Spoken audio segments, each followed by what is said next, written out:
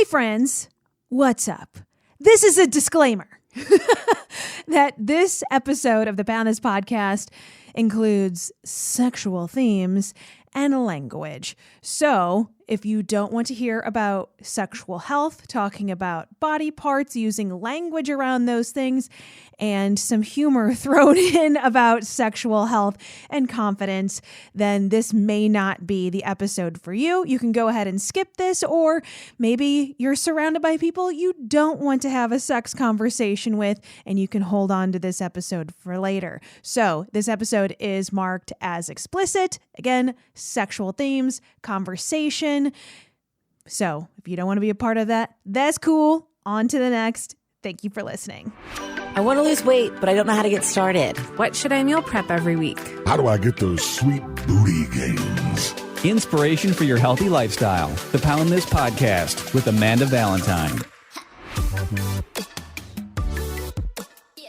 Thank you so much for listening to the Pound This Podcast. I'm Amanda Valentine. Returning guest, one of my favorite guests, is sex educator at Miami University, plus a lot of other stuff that we'll get into in a second, is Richelle Frabotta. How are you? Hey, Amanda. I'm one of your favorites. This is awesome. You are my favorite podcaster. Oh my God, thank you. Thanks for having me back. I always love our time together. It's good. It's always good to hang out with you. Well, I have so much to learn from you. And I know that we've done a couple podcasts before. We're doing this one, and there's probably a list of other ones, hopefully in the future, that you'd be down for, because I feel like talking about sexual health is such a taboo topic still. And there's so much to, be educated about, not just to be like, oh, let's talk nasty, you know what I mean? Which is its own topic too.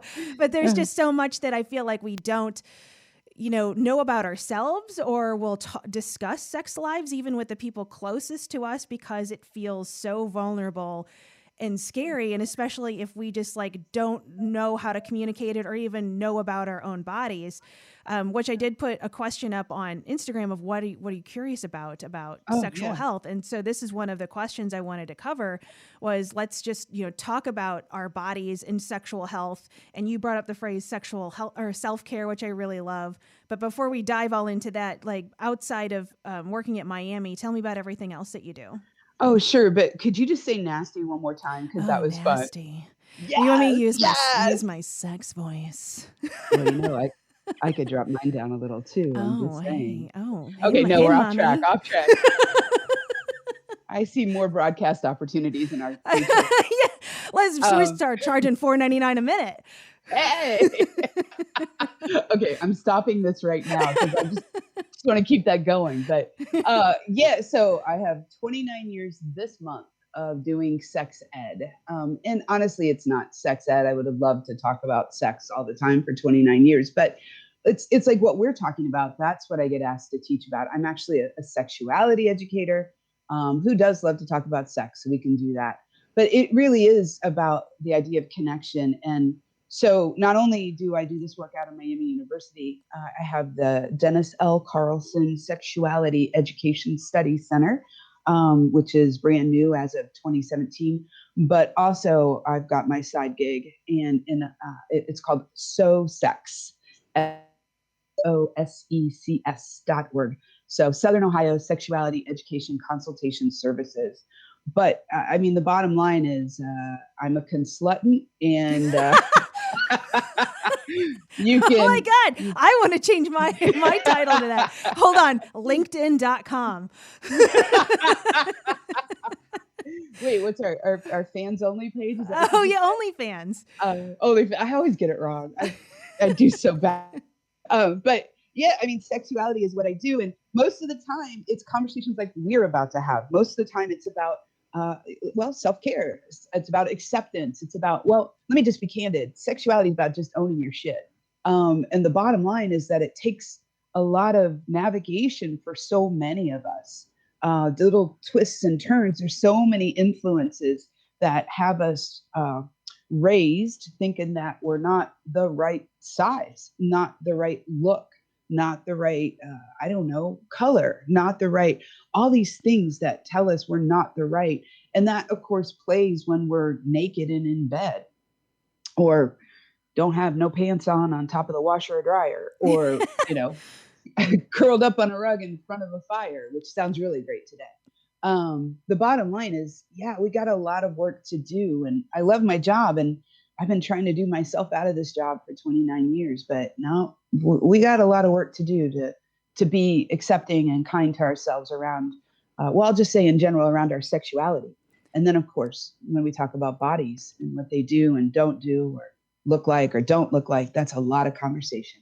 Yeah. And I mean, even just from my perspective of like health and fitness and weight loss, I mean, that's all just centered around so much your body, but there's such a mental game to that too. And I know we discussed this on the first podcast we did together of like thinking the idea in your head of your body will change once you like lose weight or you have this quote unquote body, this ideal body in your head, but it doesn't always match up of thinking, oh, I'm finally going to feel comfortable naked and I'm going to be able to show up in a different way in a sexual experience. And when that doesn't happen, how it's just so in your mind and having that comfort in your own body versus I got to change these things so all of a sudden I will feel comfortable in this body. Does that make sense? You said a mouthful. You know what I've really been loving though? I'm aware of the stores that sell and market to larger women. And in my lifetime, in the 70s, being a big girl meant I had to wear polyester. And boy, that didn't go so well. And nowadays, what I'm loving the most is seeing models that aren't size 2 in lingerie. I'm seeing women who are size 16, who are size 18 in underwear. And regardless of how I feel about what I want my body to look like or what I choose to do to help my body be, I don't know, this vision that I have in my head, it's still informed by other people's vision. And so to see plus size people modeling underwear, I think is a great plus for helping those of us who are navigating with, no, I can look like me and I can wear clothes like that. And I'm sexy 24/7. I mean, shut up. Even when I get out of bed and I'm looking all funky, you can still own your sexuality. You can still feel good about it. We just got to get rid of all those negative messages. Yeah, So, I mean, sexy is an attitude. It doesn't, I mean, anybody can be sexy as long as you own it. I feel like it's you're just right. getting to the point where you're there. And like, I know I had this conversation yesterday. We talked about a couple things. I was talking with a friend about like sexual health stuff. I was telling them I was going to record this podcast of just not only sexual health of like how it just plays a part of not only, are you having sex or how often you're doing it and all this other stuff, but it does play such a role in everything else because it is your self-esteem is so tied into it and your confidence and how you show up in the world or show up in whoever your relationship you're having sex with, that it's like, yeah, it's not just this one piece. It's kind of bleeds over into everything in life. So that I think it's why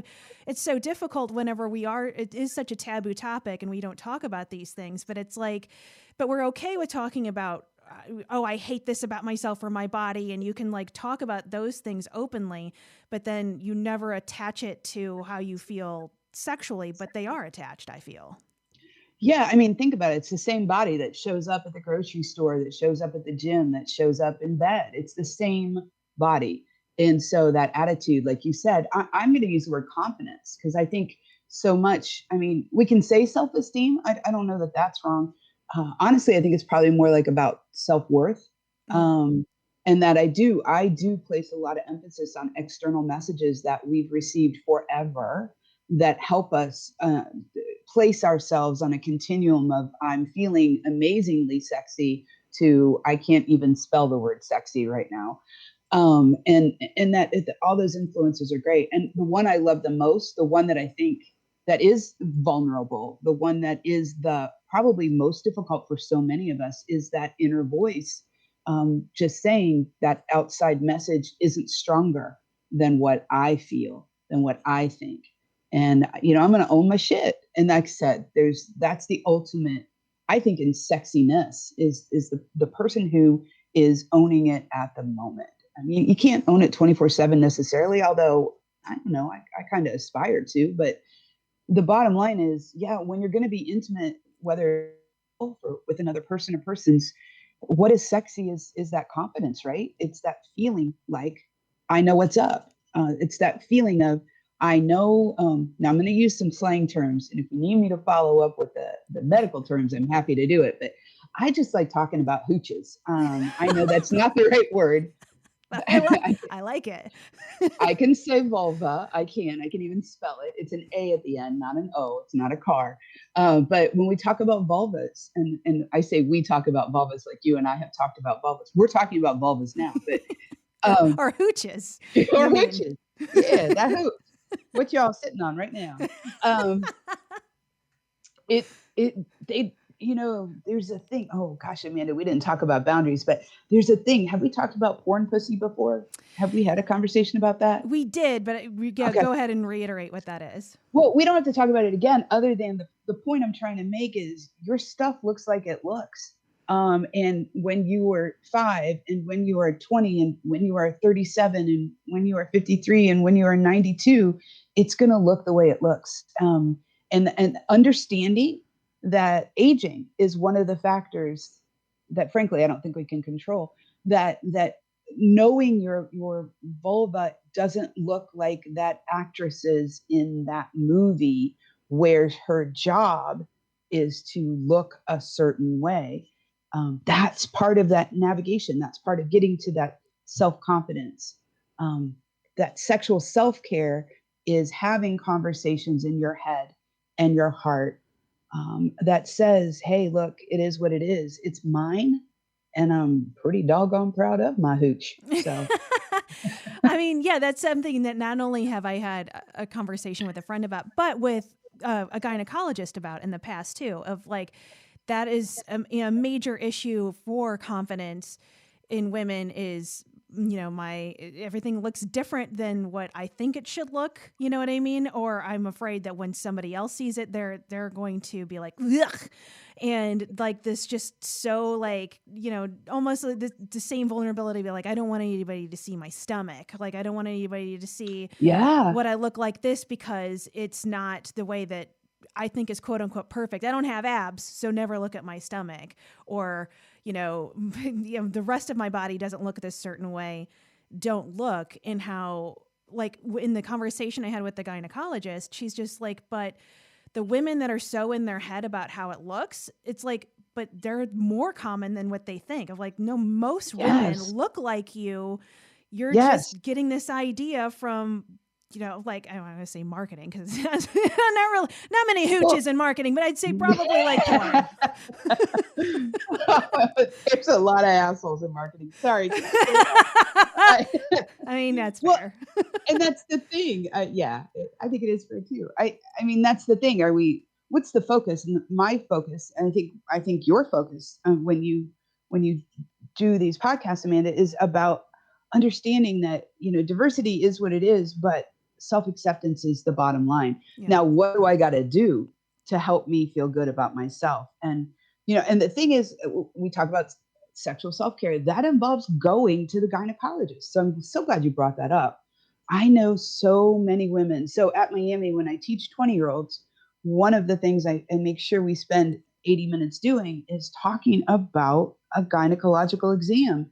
And I probably spend more, I haven't really thought about this, so I'm just kind of talking it, but I think I spend more time talking about how to get to the gynecologist, literally. Not only scheduling the appointment, but that conversation you have in your head about, well, I want birth control pills, and if I want them, then I got to do this, and that means I got to take off my clothes, and that means I got to, and then a week goes by, and well, yeah, I got to go to the gynecologist because I want this. So it's that idea. And I think especially women who aren't comfortable with their bodies, right?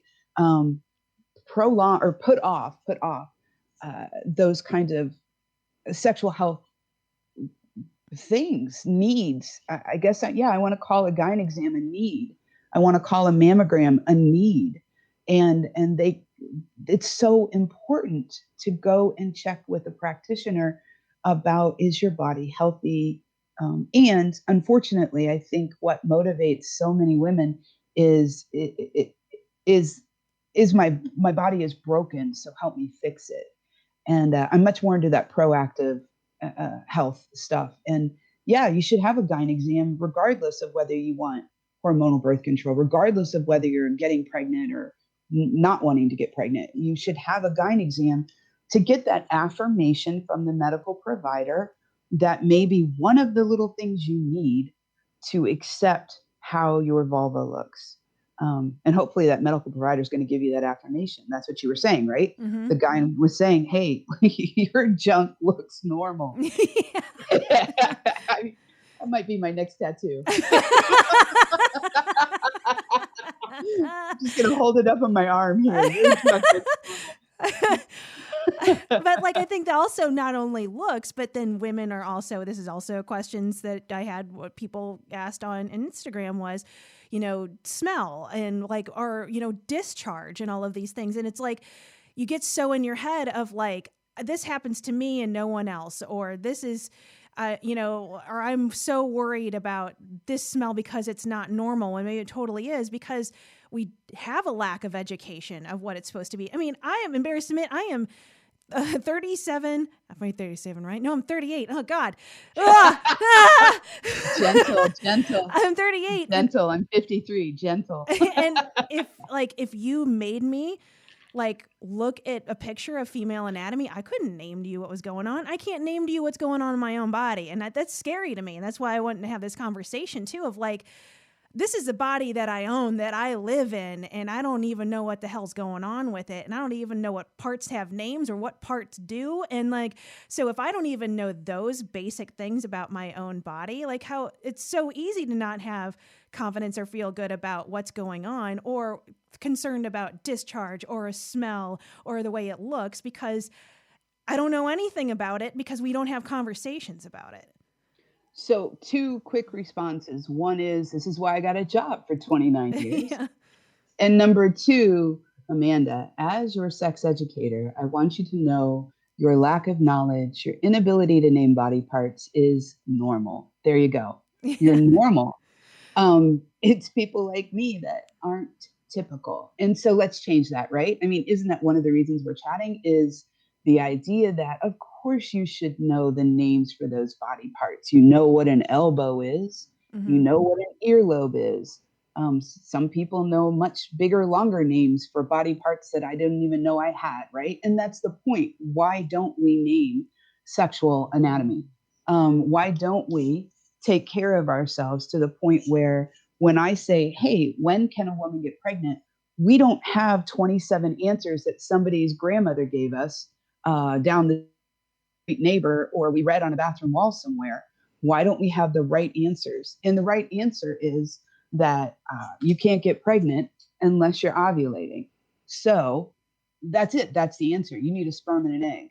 Now, the next answer would be, when does that egg pop out? And that's where we have to learn the endocrine system. You know the skeletal system, you know the digestive system, you know exactly where that Taco Bell goes. You know the in and the out. Right to my ass. Well, that's more ways than one.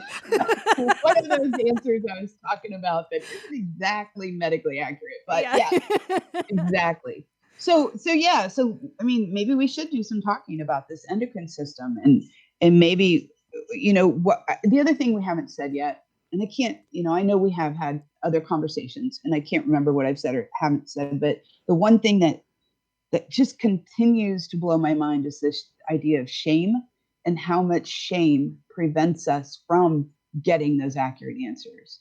I know why you don't know these body parts, because nobody in K through 12th grades thought you should know them. Somehow knowing the 3rd president of the United States is more important than spelling vulva correctly and knowing that it's not a vagina. Okay, whatever, we got that. But now you're a grown-ass woman. So what's going on? Why aren't people accessing this information? I think another point is that I'm rare. I don't, nobody wakes up and thinks, let me call that sex educator so I can get this information. But there are some great online resources. One of my favorite ones is Bedsider, Bedsider, Bedsider. I can't remember if it's a .org or .com, because I forget those things, but just look at Bedsider, and it's phenomenal. And it's for grownups. Not to suggest that it's inappropriate material for youth, because I don't think it is, but it's not written for 12-year-olds. It's written for people who have questions about their bodies, how they work sexually, how you want them to work, how you don't want to get pregnant, how nobody wants gonorrhea. I mean, nobody wakes up saying, let me go find a raging case of herpes. Nobody wants that. So it's interesting that 1 out of 2 people will have a sexually transmitted infection before they're 25. Oh, wow. So what is that big thing that I think we're all most navigating? And it's shame. We got to get through that. You got to get to the other side where you can be knowledgeable and comfortable. Do you feel like shame is sexually more hung on women than men? Well, so impulsively, I would want to say yes to that, but I'm not so sure. The last audience in the United States that's targeted, so to speak, for healthy sexuality education is men, in particular, white, heterosexual, cisgendered men. Those are the folks that me and my colleagues are not writing lesson plans for. And that's pretty uncool to say. But I had this realization probably about 10 years ago. There's a person in our field, his name is Paul Joannides, and he wrote a book called The Guide to Getting It On.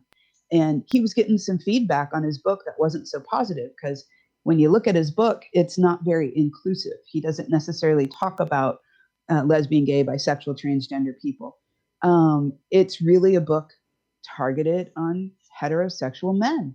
And he's the one that brought that realization to my head. When we talk to men about human sexuality stuff, and put that in quotes because we don't, we're really talking about consent a lot of times. I think we tell men, hey, make sure that your partner's into it. And here's ways that you get consent, and don't be toxic. And, yes, you have feelings too, so please share those. So I think what we do is we teach the quote unquote problem parts of sexuality for men, but that we really aren't teaching. I definitely don't get, in my 150 student classrooms, 125 are women, or non-binary transgender people. I want to be inclusive. So I don't get a lot of men in my sex ed class. And so why not? So targeting about shame, I think dudes aren't supposed to carry shame. I don't think we think of them as being shameful around sexuality or sexual health and wellness. But I mean, and the body shaming that goes on with men is pretty intense. So I think that's the long answer to your question. I think human sexuality needs to be taught to everyone. And I think when we do that, I think the shame just kind of unravels itself. When we can sit in a space and have these candid conversations, and you can look to your left and see somebody who doesn't look like you at all, doesn't have the same body parts, and then look to your right and see someone who does. There's you said the word earlier, there's a vulnerability there when we're all sharing this quote unquote taboo conversation. It does tend to build community. It does tend to allow for those barriers like shame to be addressed head on. There is no reason why we can't talk about this stuff. Yeah. It's embarrassing, frankly. Well, and even just thinking of that, my initial reaction would be like, wouldn't it be great to talk to other women about this stuff? But it's like, yeah, well, why don't I just talk to men about this? You know what I mean? Like, it seems like that's like a level that my head doesn't immediately go to, of like, yes, let's talk about sexuality with other women, but like, yeah, also having like a sexual, a conversation about sexuality with a man, with not having the mind space of like, oh, we're gonna bang now. You know what I mean? Said bang. I love it. I didn't know I was buying a ticket to Pound Town with this conversation.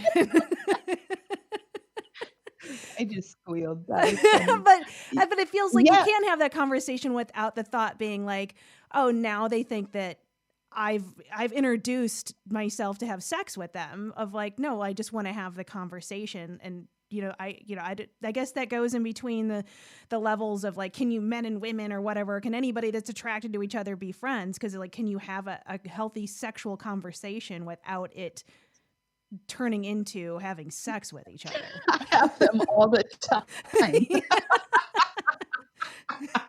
Trust Well, me. again, you're I a rare know. case, though. I know, and I get paid to do it. But Yeah. no, but I don't have to be rare. I love how you had a moment, right? You just had a moment, Amanda. You just realized grown people can have these conversations and not what about Pound Town? But, Please use that in your classroom today. yes. But well, that's just it. I mean, I wouldn't suggest you sit around with your pants off having these conversations. Yeah. Let me show you what a vulva is. Right. I learned this today. I need you to tell me mine is pretty. Is that a come on line right there? I think it is. That was a dangerous statement you just made. I'm going to leave that alone. And I did say come on. Yeah, right. Right, getting all that right. So, where are we? No, I'm glad that this conversation turned into a comedy hour. I'm here for it. But okay, so that's part of teaching too, right? This is well, I'm not uncomfortable, but I suppose most people who aren't me and you might be uncomfortable having these conversations. And that was your point, right? Yeah. Yes. And your realization is, but why? And then you thought, well, maybe we'd be uncomfortable because we would just assume we would have sex. And then the answer to that is, why? You ain't even pretty. I'm not having sex with you. And that wasn't addressed. You're beautiful. It wasn't you, Amanda. No, it's fine. And this starts young. Think about, and I'm trying to recall if we talked this, but it doesn't matter. How do we do puberty education in the United States? And the first answer is we don't. And the second answer is when we do, I just got a call the other day, literally last week. Hey, we want to do education for youth and we're going to segregate them by gender. And my first response was, why? And we got right down to it. And it's the comfort level of the teacher. And a certified classroom teacher, great, love the professionalism there, but they're not a certified sexuality educator. And so I have no doubt that classroom can teach math better than I can. But I also know that they can't teach sexuality better. So I'm all for getting our educators educated. And then literally when the majority of students in that classroom are going to fall in love with the opposite sex, be attracted to the opposite sex, want to get in the opposite sex's pants. And I said the majority because it's not all. Yeah. Then why would we suggest you can't talk about periods and you can't talk about wet dreams and you can't talk about body hair and you can't talk about odor and you can't talk, why is it better for them to learn that this information, this intimate partner information can't be discussed in an educational environment together? And I know you, Amanda, you and I are a lot alike in the respect that if I was stuck in a room full of chicks talking about periods, the only thing I'd be thinking about are what are the dudes talking about down the hall. I would not be paying attention to the pads. I would not. Well, speaking of education, I know you made a PowerPoint for this conversation. Have we even touched on anything of that? Like, have we even gone there? I don't want your PowerPoint to go to waste. No, we are. I'm on page 3 of my PowerPoint. Okay. No. I did scan it just to make sure I wanted to cover all those points. But I love that our conversation includes words like shame and vulnerability. And I love that our conversation is full of laughter and reactions and responses that are authentic and genuine. And when we get right back down to it, I want to know why people aren't owning their sexual shit and so I don't know if you'll ever do another poll, but what do people want? I mean, I'm happy. Let's talk about why there's odor down there. Let's talk about why, lots of people make lots of money when they sell you a razor and tell you should shave it. And nothing's wrong with getting pubic hair removed. I'm not being judgy about it. I just want to know somebody's motivation for doing it. And, pubic hair grows because it helps us be attracted to each other. Well, let me preface this by saying there isn't a whole lot of research on pubic hair. It's not a sexy thing to put money into. But when scientists consider why there's body hair, one of the most common responses from an evolutionary biology perspective is because that body hair traps odors, and those odors attract us to each other. Or, in what's probably more of a popular culture approach, don't attract us to each other. But it's a double edge. It serves both purposes. And oh, wait, what's the common denominator? Hooches smell. They're supposed to. I mean, or they have an odor. I can't say they smell. That seems weird because Yeah. now I have a visual of a hooch like bent over a flower sniffing. That's not right. But Oh my God, that's not where I took it, but that's awesome.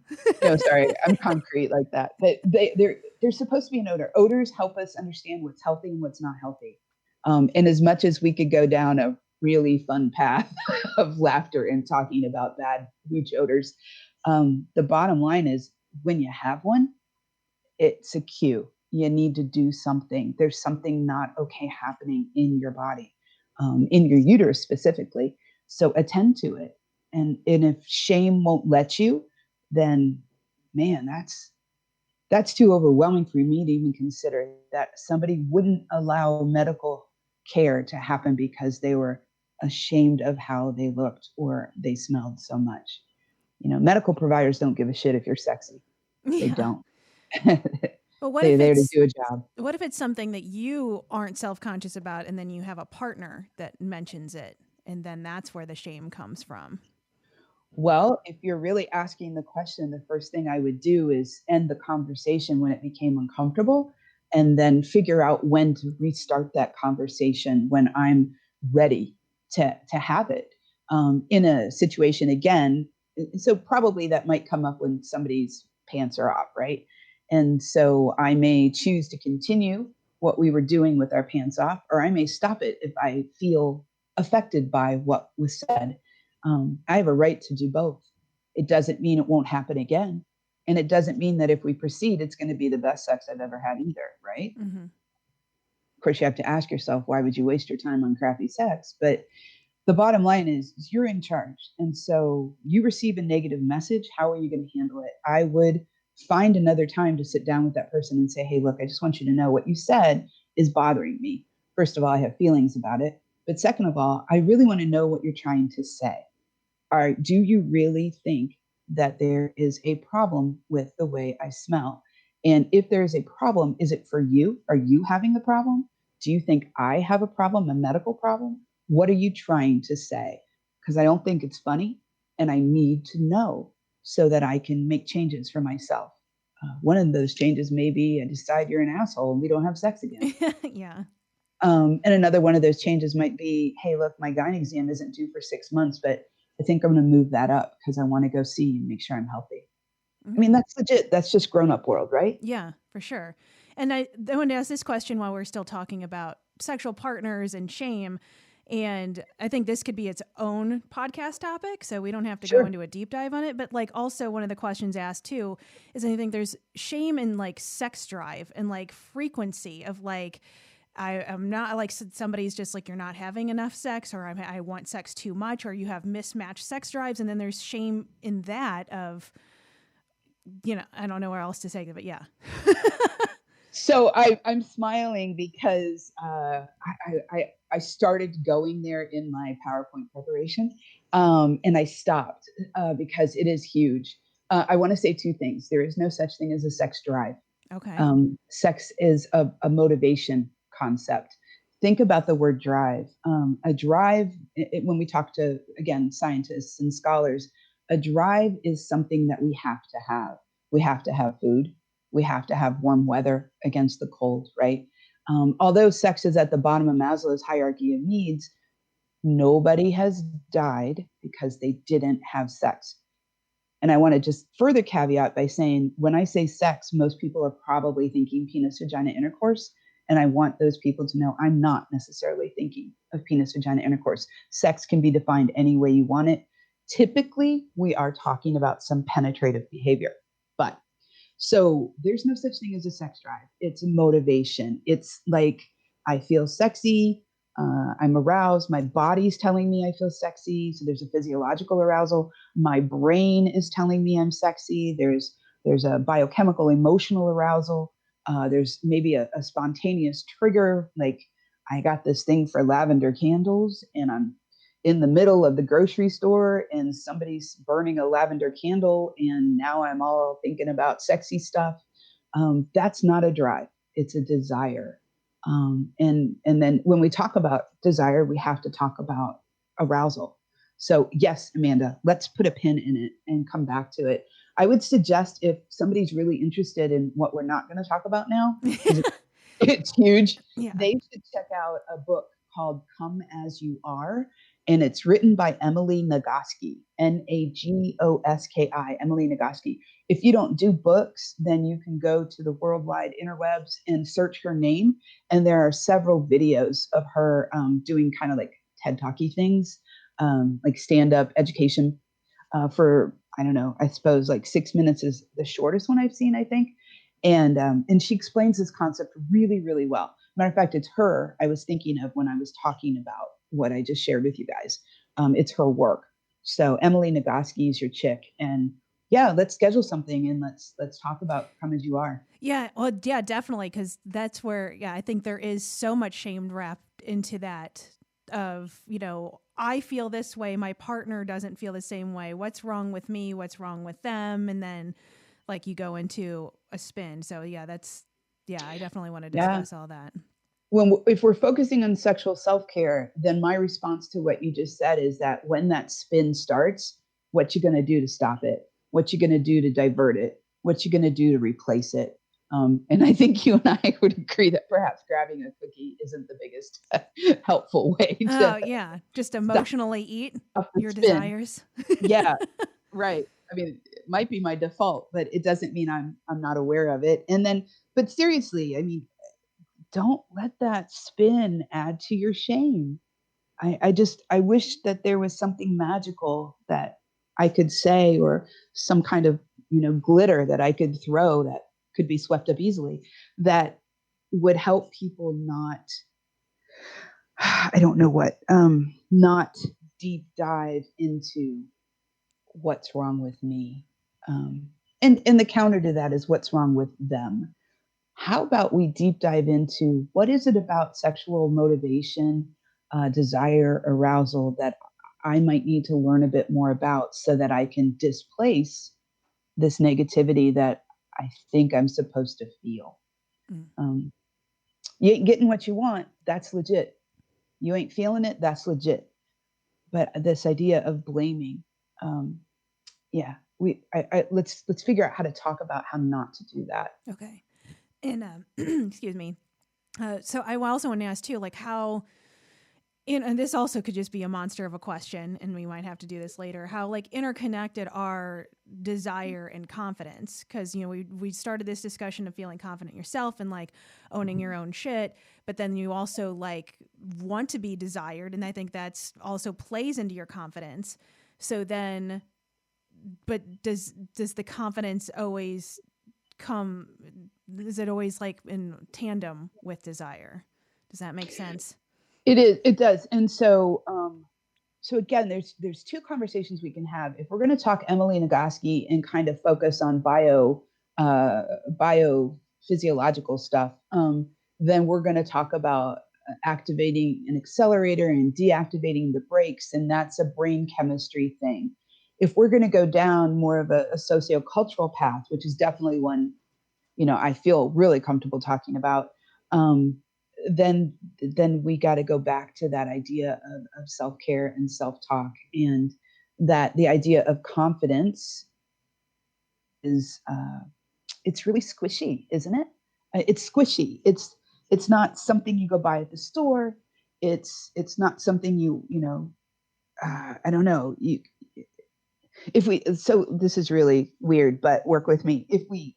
If today I asked you to grab a piece of paper and a pencil or a crayon or a Sharpie marker, one of 6 colors you have available, draw me confidence.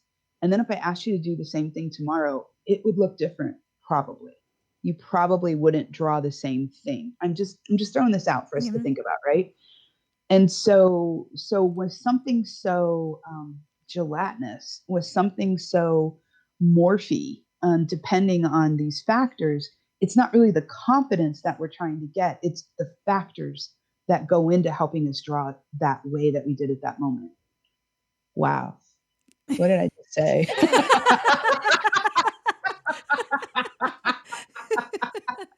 I want to talk about banging.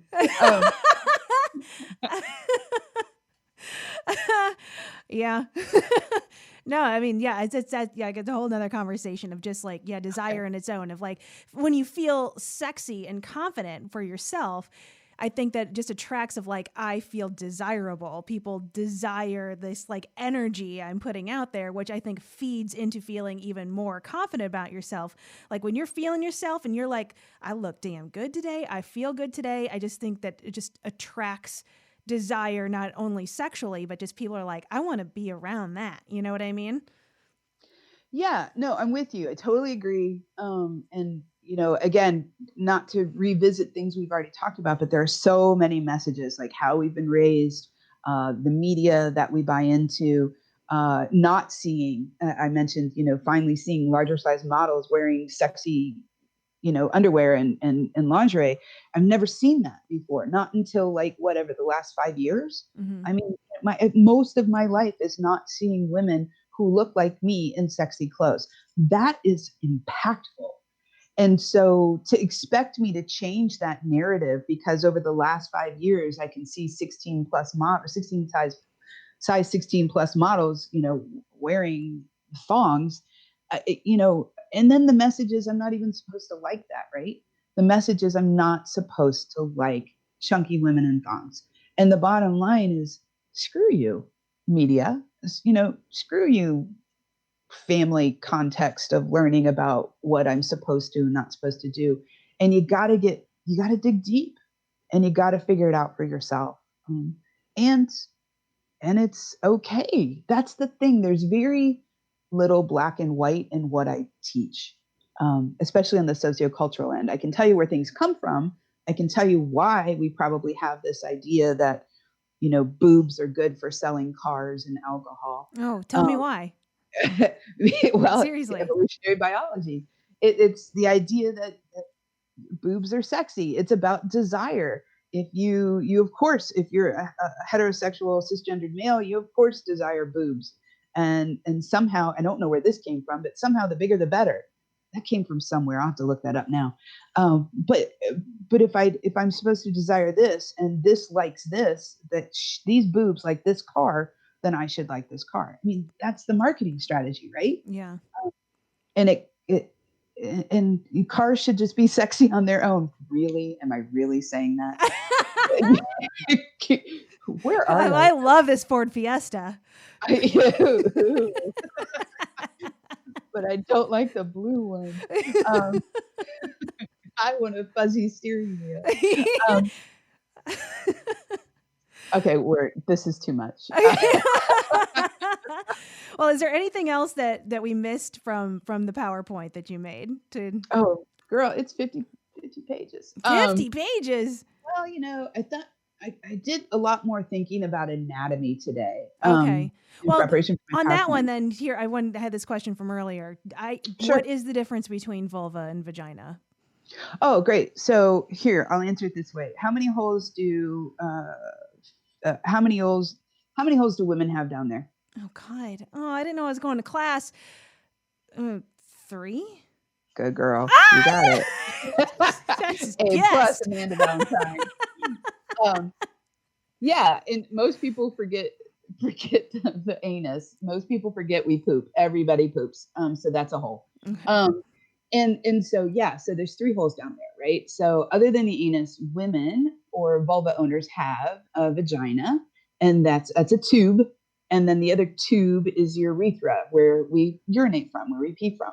So dudes have 2 holes, right? They have a urethra, the tube, and the penis, and then everybody poops. So when we think about those 3 holes, the actual name for one of those tubes is vagina. It's made of tissue that's just like the stuff in your nose, in the back of your throat. It's mucosal membrane. It has to stay moist all the time, and that was not a sexual joke.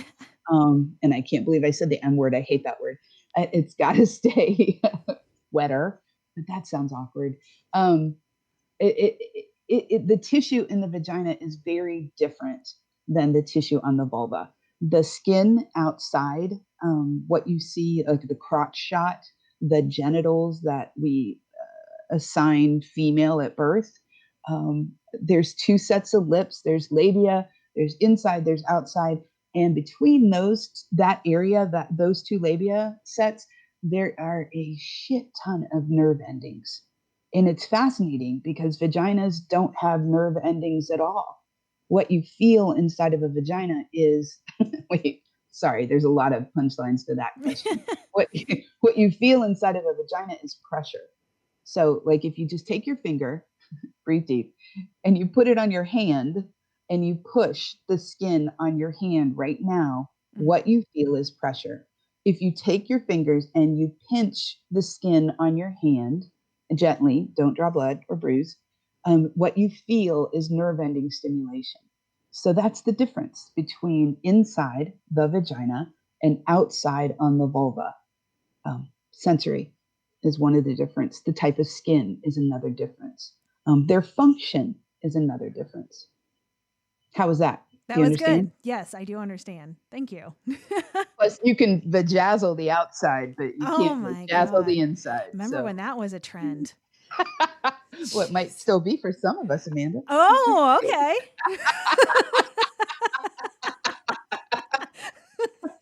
Oh, am I still your favorite? Oh, yeah, you've elevated. Perfect.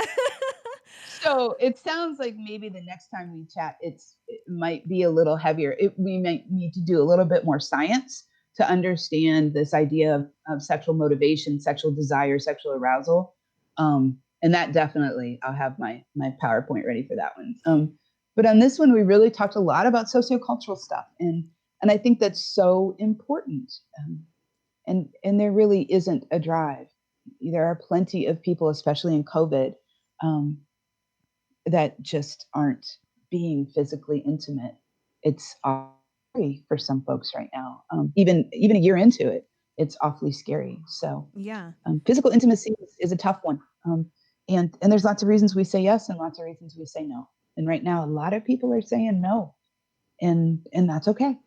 Yeah, You're but not it feels gonna like. die. Do you feel like that will be impactful for the future and the way that Oh, we yeah. behave? Pretty sure I don't have to retire anytime soon. Yeah. Pretty sure we're going to have a whole new conversation about intimacy in a minute. And I mean, even just the way that we're doing education now, this is kind of a parallel conversation about connection, but I know I connect with students live and in person on site in my classrooms. I know what teaching techniques to use. I know how I'm wired. I understand teaching methods and what they're doing. And we use a whole literal physical classroom space to learn. And I never thought I could do that kind of connection that actually you're so very good at, because for a microphone, right? People hear you and connect with you. Mm-hmm. But I kind of thought this multi-sensory connection thing for teaching was my only shtick, because I'm not good at this stuff like you are. Having said that, just with the idea of education, I have a feeling it's going to be on screen for a while. And I don't mean just because of COVID. I think we're going to use screens more to do formal education. I think that people will now understand that intimacy comes in many forms, and it isn't just about having your pants off. It's so much more. And when we take that pants off analogy and we've got two people literally naked together, if they can't have a conversation, if she can't say to him, hey, a little slower and to the left, or I don't like it when you do that, or just the opposite, say, hey, wait a minute, that's amazing, I really like that, and mean it when she's saying it, then we got to do some more work on intimacy. Yeah. And to the intimacy conversation that you brought up, for me, being behind a microphone, I much prefer the in-person. Like recording like we did our first podcast in person right before COVID hit. Of like, there is just such a connection, which it's good that we can see each other. That's very helpful, other than just hearing each other virtually. But it's just so different. And it's also why I made the choice to move forward with in-person personal training personally, Oh, because I nice. feel like that virtually it just doesn't have that same like to it, where it's just like, no, you can feel each other's energy, you can read each other better, you like show up differently when you can have that connection. And I think that having a lot of that taken away over the past year made at least me, and I'm sure a lot of other people, realize that form of intimacy of like, I didn't realize how much I took that for granted, and having that in-person connection with people, when it's gone, it's like, I mean, it's super depressing. I mean, I'm on antidepressants now. Like, there's so many reasons where I'm like, why do I feel so crushed from everything? And I think that's because I just like love connecting with people on that level, and it's gone the way that it used to be. And how do we function in that way, and just even function in just conversation life, or, as a coworker or a friend or whatever. And then how you even bring the sex conversation into it of like, whoa, that's, I mean, a whole nother level if we're feeling this lacking. And I don't know if like empty is a good word, of just feeling off because we're missing that just general, like, hey, I'm going to catch you in the kitchen at work and let's chat sort of thing. Yeah. So where I want to go with that is, I agree, there's a loss here. There's a grieving here that we need to do personally, and then with our friends and family, and then nationally. There's a grieving we need to do. I've lost a lot of hug time. And I'd be the first person when I'm teaching to tell you that I don't hug. And then I'd be the first person to hug you. So I'm just saying, there's a lot of hug time that's down. And I want to look at it as, how many skills have I just honed or improved upon? No, I'm a honer, not an improver honer. How many skills have I just perfected? Teaching so many people on a screen, where I, to be candid, I don't mind that I didn't smell people's lunches anymore while I was teaching. But that multisensory thing is important. So without that, how have I improved my abilities to communicate? And again, I think, well, it's kind of like lights on, lights off, right? Isn't that a good analogy? Is when people are having sex, people who prefer the lights off don't want that extra that eyes bring them. You don't want to see something, or you feel more enhanced or closer with somebody because you're not using your eyes. And it works both ways. That's what I'm trying to say. This moment that we've had, it's going to work both ways. And I think we're going to have both ways to continue with.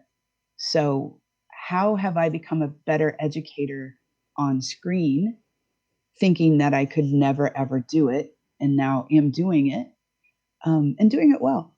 And then how can I take that into my relationship? I mean, maybe lights off and lights on are the best ways to approach intimate partner relationships. I don't know. We can go on that for a while, I think. Yeah. But well, I feel like we could talk forever, but we got stuff to do. super congrats on your certification for your thank you. trainer. I love it. Yeah, such an achievement. Thank you. Yeah, I'm super excited. That's something I never would have guessed for myself, of like, as the person who actively took way more band classes than necessary in high school, so I never had to step foot in the gym. Yeah. Of like, I'm a personal trainer? Like, what? So I guess just the ability to like surprise yourself and be like, I guess this is a whole nother conversation of like, not, pun not intended, put yourself in a box of define like, this is who I am and this is who I'm going to be forever. To again, like, be fluid and open it up to be like, well, why do I keep defining myself this way? Like, maybe I'm not that person. Maybe me in this human body does this, and that's okay. Just because I didn't do it before doesn't mean I can't do it now. And just like growing and evolving. And I don't know, that's exciting for me, of just kind of like, oh, this is a life that I wouldn't have ever predicted for myself, but I love it. And I love that life just brought me here, right here to this conversation, talking about vulvas. Yes. And I want us to say evolving from now on. Evolva. Okay. What was the consluttant? Was that it too? Consluttant, yes. Come on over here and teach about sex. How much you gonna pay me? Yes. It's good times with you. I love this. Okay, I think I've discerned at least 6 more topics. Yeah, right. Well, definitely next one. Let's talk about the frequency, the mismatching of which I didn't know sex drive wasn't a thing. It's a motivation. I've learned that today. Then I definitely want to dive into that because I did get some questions about stuff like that. And I do feel like shame kind of haunts that conversation too. So it does. And again, we're going to go science first so that we understand the concept from that perspective. And then let's talk about how shame co-ops that or derails it, or frankly, even encourages it. There's plenty of shameful sexual behavior, shamefully driven sexual behavior that still isn't healthy, but not all sex is created equal. Oh, there's a bumper sticker. And I think that's what we're doing here, Amanda. I think we're talking about why sex isn't created equal, and there's goods and bads. There's desire and arousal and different motivations. So you're awesome. Oh, you're awesome. You're like, I'll put it in the show notes, but just to reiterate again, pimp out all your stuff. Oh, thanks. Yeah. Richelle Frabotta, SoSex, SOSECS, .org. And holler. This is great for me, Amanda. I love talking about the stuff that we talked about most of the time. I talk about how to teach sexuality, especially to marginalized populations. So you've probably noticed I just don't think everything is male, female. Yeah. And I try to include folks who don't often get shout outs.